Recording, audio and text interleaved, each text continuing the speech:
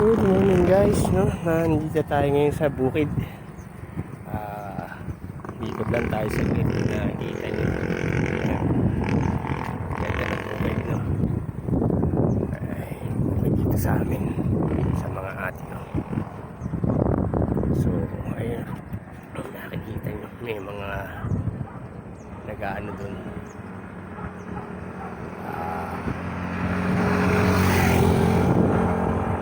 May tao dun nagtatawag.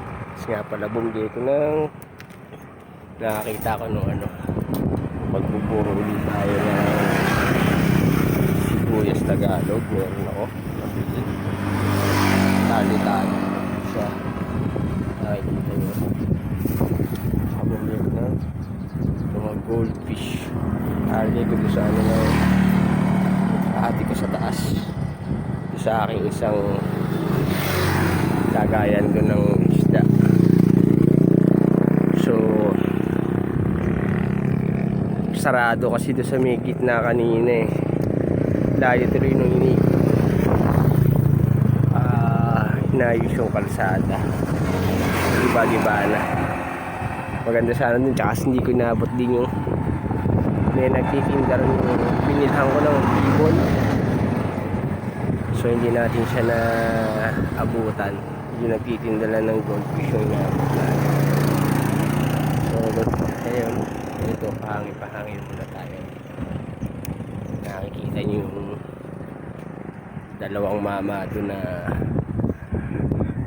ayun sa malayo na nagtatanim. So sarap na hangin dito kasi presko, tsaka yung view maganda.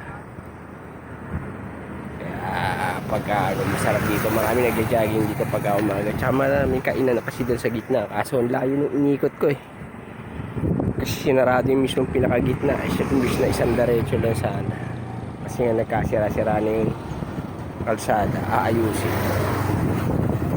So ayan, nakikita nyo kasi ng hangin sa katawan. So ganito na lang muna guys. Pagka uli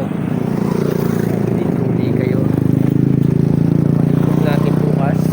Umaga-aga tayo, makaikot bukas, makapunta tayo doon sa bandang gitna para pagka So maraming salamat sa panonood.